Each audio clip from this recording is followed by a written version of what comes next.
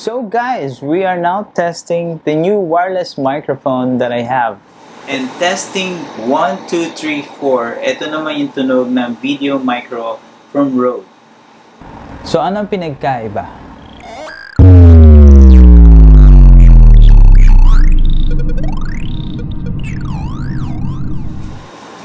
Okay guys, I'm so excited today. We got another box. And this is another unboxing video. And review as well. Sa mga bago po dito sa aming channel, welcome po. This is Canon EOS M6. Let's start this vid.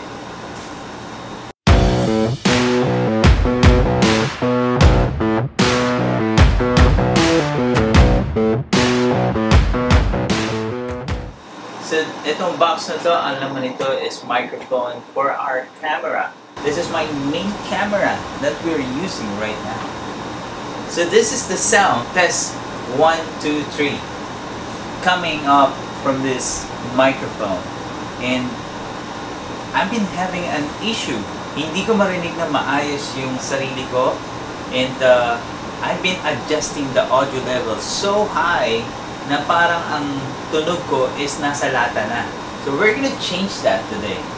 So like I said, ito yung tunog nitong Rode microphone na naka-install dito sa camera, and hindi ako satisfied.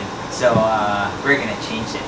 Okay, I got the box here. 3, 2, 1, let's go!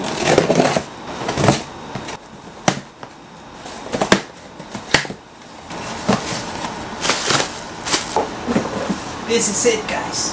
This is the Sokani microphone. Wala na naman yung box, kaya wow, ang sabi dito, thank you for purchasing from Amazon seller, Sokani. If you have any question, please contact us from below, Amazon link. Ito na yung QR code nila. Pero nakalagay dito, made in China. Tara, buksan na to. By the way, nakita ko dito sa box na to, sabi dito, ultra compact built-in microphone, UHF transmission, real-time monitoring, and then meron pa siyang OLED screen. The Sokani Tiny Twin Professional Wireless Microphone System. So pwede siya pang cellphone, pwede rin siya sa camera, at pwede rin siya sa laptop siguro. Yung sa mga laptop nyo, doesn't matter kung Mac or Windows. Box from the top, ito na. Buksan na natin. Ang hirap buksan guys. Wawarain ito. Joke lang. So, meron siyang kasamang bag. Looks like it's a bag. So, tandaan niyo yung tunog, guys. Yung tunog nito, coming from the old microphone, which is the Rode mic.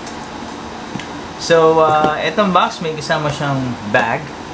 And then, let's gonna go ahead and open the bag.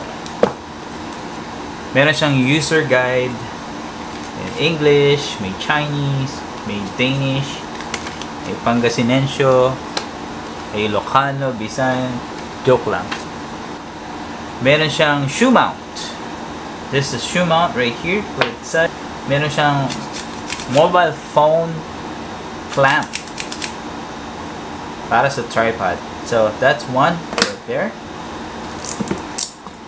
Next, I think this is the receiver.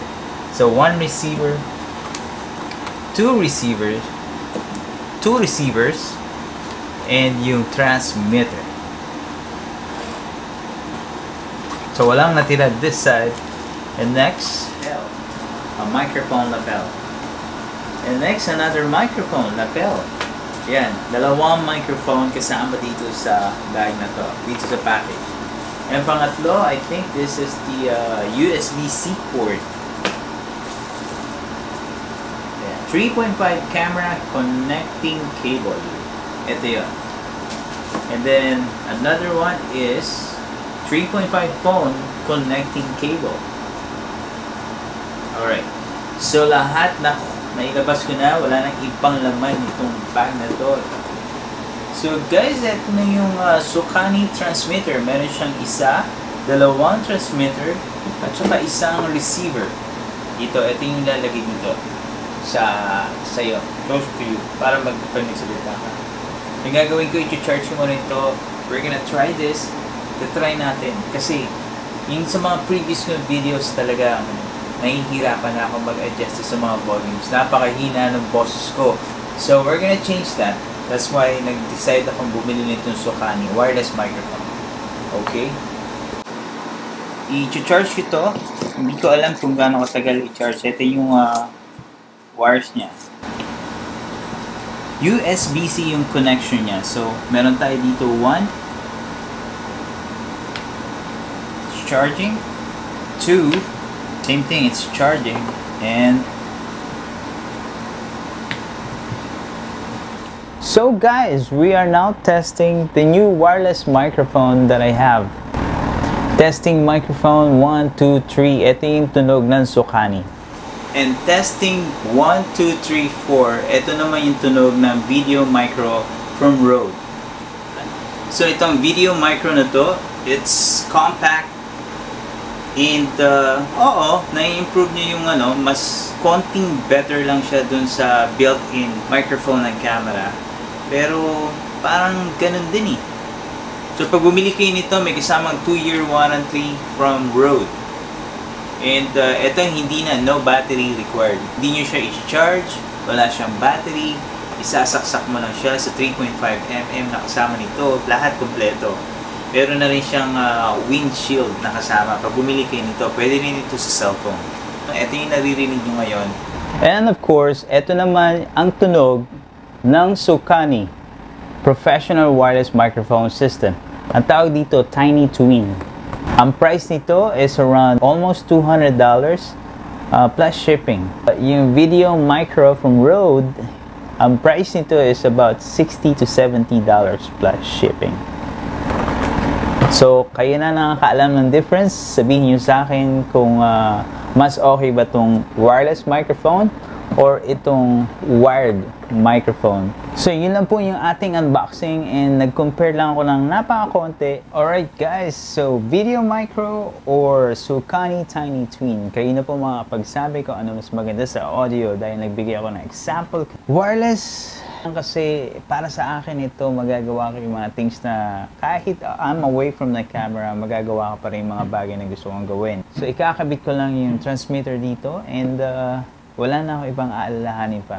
Sokani, from now on, ito na ang gagamitin ko. Sa mga hindi pa po nakasubscribe sa aming channel, please subscribe now and don't forget to smash that like button. Please make sure the notification bell is on.